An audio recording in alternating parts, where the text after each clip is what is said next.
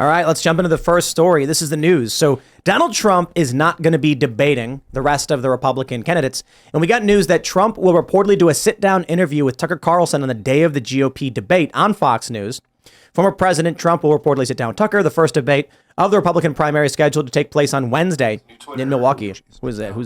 Turn that volume down. What are you doing? And I am turning it down. The New York Times reports former President Donald J. Trump plans to upstage the first Republican primary debate on Wednesday by sitting for an online interview with former news host Tucker Carlson.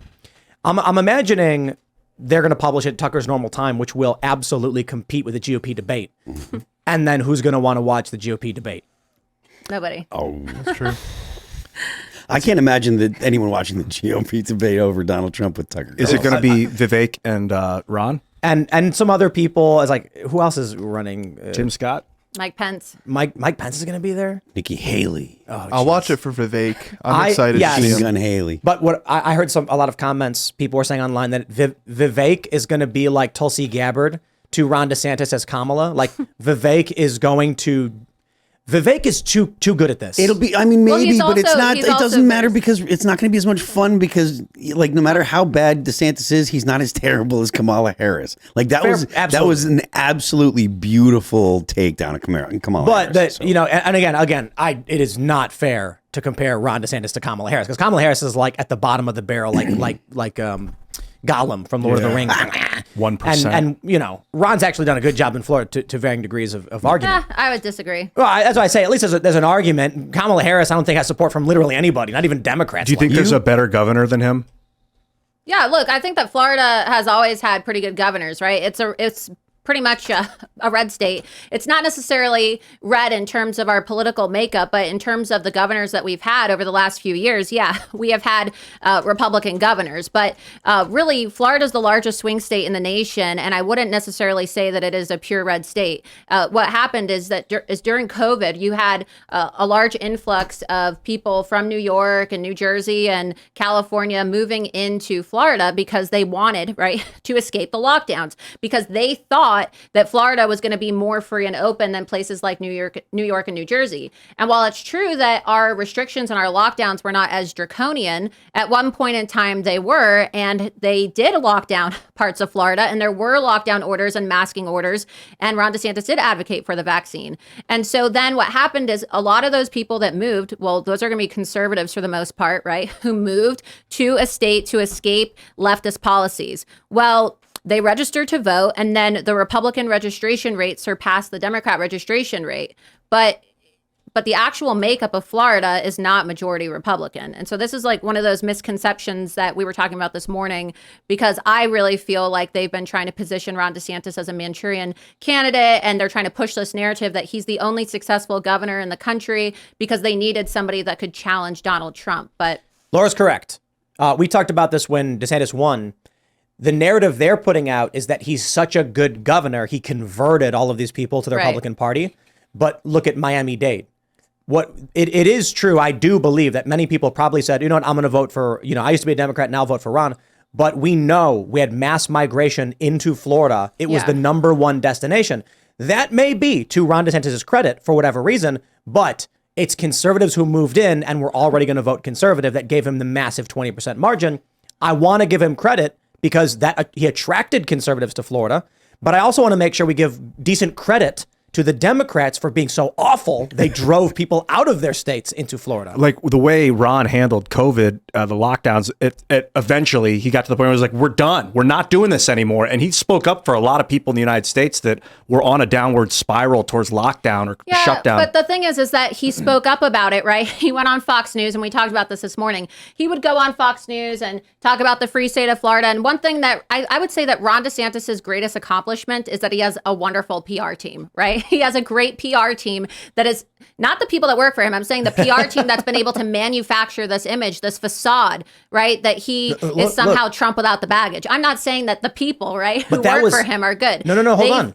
You're correct. Early on, that's what they were doing. And then they lit themselves on fire. I'm being facetious, of course. I'm saying that I personally, right, as a Floridian and as somebody who's run for Congress in Florida twice as an America First Republican, I see on the ground Ron DeSantis is not a good governor. And they've been able to use other people's experiences and the outlier experience of, right, the COVID lockdowns, which nobody really expected that to happen. And that's really what they use as, their talking points to say, oh, he's such a great governor. Well, is he? Right now, we have the highest homeowner insurance rates in the entire country. The average rate is about $1,700 nationally. And in Florida, it's $6,000 or more. Okay. Wow. And after this year, it's expected to jump another 40 to 60%. We have some of the highest utility bills in the entire country as well, which have increased over 20% in the last year. And that's all because Ron DeSantis accepted millions of dollars of campaign donations from the utility companies like FPL, that's Florida Power and Light, as well as the insurance companies. And he actually allowed for the insurance industry to participate in writing the insurance bill that made it so that homeowners in Florida can't really sue anymore, right? They can't really sue for fraud. And so what you have now is this massive homeowner insurance crisis, and it's unaffordable. People can't even afford their homeowner insurance rates, which is costing more than their mortgages. And you're going to see a market crash in Florida, similar to what we saw in 2008. And I believe, and I predict, and a lot of people are predicting this as well, that it's going to trigger a national housing market crash. And what's going to happen to all those people who move to Florida thinking, oh, I'm going to escape communism? They're not even able to afford the homes that they're now living in. Is it because there's so much natural disaster danger for like hurricanes and floods and stuff that the insurance is just out of control? Yes, but at the same time, right? Rick Scott had this under control. The insurance crisis has severely worsened under Ron DeSantis's term as governor, and insurance rates have quadrupled under Ron DeSantis's leadership since he's been governor since 2019. They made it so the homeowners couldn't sue the insurance companies. Yeah, so you can pull up the bill. It might be helpful, Tim, if you pull this up. And I actually wrote a Substack article about this, and it was posted by President Trump. I don't know the exact number, but just type in special session Florida insurance bill. And there were these different measures because they had said, they had argued that the reason why the rates were so expensive is because there were frivolous lawsuits. And so what happened is the lobbyists, right? We have a state insurer of last resort in the state of Florida called Citizens Insurance. The CEO of that company was also the lobbyist who was participating in writing this legislation and pushing it forward. And what they wanted is they wanted it so that homeowners in Florida were not able to sue if they discovered that their insurance carrier was engaging in fraudulent activity. And you could really make the argument that given the fact that these companies are insolvent, and Governor DeSantis himself has recently admitted that Citizens Insurance, which is the insurer of last resort, right? That's where people try to go and get insurance if their insurance carrier drops them. And we're now seeing a lot of these insurance carriers leave the state of Florida.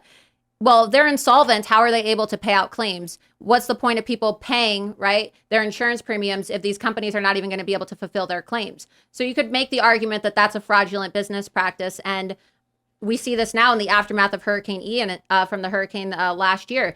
If you go to Southwest Florida and you fly above, you'll see just a sea of blue tarps because so many people, right, have been abandoned. They talked about it on TV, right? Because it was great press for Ron DeSantis getting reelected as governor. But those people have not had their insurance claims fulfilled or paid out. So there's going to be a homelessness crisis. It sounds like they're trying to stop a downward spiral or an expiration of the insurance company. If they can't make the payments out, then the people want to sue them because they couldn't make the payments. That would make them they have to pay lawsuits that they can't afford. Is there like a way to appeal to the federal government to bail these Floridians out that don't have homes? I mean, they're Americans first, and then they're Floridians. What about the federal government involved? What about the people in Hawaii? I mean, it's a similar situation. If a natural disaster wipes out a swath of homes. Yeah, look how long the government waited. Look how long Biden waited to say anything about they're in there Hawaii. Now. What I was saying, if you look at that article, you see what I was talking about, the state insurer of last resort, Citizens Property Insurance, right? So exactly as I just said, right? You could read it. I know it's a lot. It's very complex. I wrote a Substack about this, and it was shared by President Trump a couple months ago. But this is a serious issue. We just had Farmers Insurance leave the state of Florida, abandoning Floridians in the middle of hurricane season. I mean, what are these people going to do? AAA also decided that they were not going to renew homeowner policies in the state of Florida. I got to tell you, people have kept telling us to move to Texas or Florida. And the reason we went to West Virginia instead, well, I tell people like weather is a huge issue. I lived in Miami for a little bit, and that matters. It does. Yeah. I like Florida. I do. There's a lot of really, really great things about it. A lot of people are moving down there. But but that's this a problem. Right here is a big issue. That's a huge problem. And what you're seeing on the ground in Florida, it's a major retirement hub, right? So where I ran for Congress, the Villages, the largest retirement community in the entire country, the oldest district in the nation per capita. These are people on fixed incomes, okay? These are senior citizens on Social Security. And do you think that a senior citizen can afford, a $5,000, $6,000, and in some instances, we've even seen $25,000 increases in people's homeowner insurance rates? I know that sounds obscene, but the most egregious case I've seen thus far is an increase, and I know it's going to sound crazy, of $98,000 per year.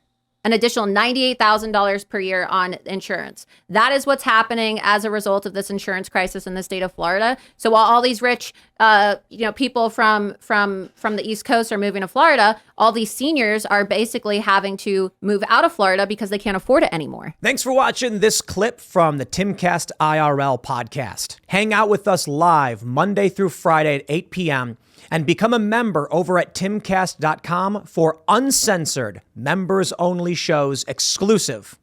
Thanks for hanging out, and we'll see you all next time.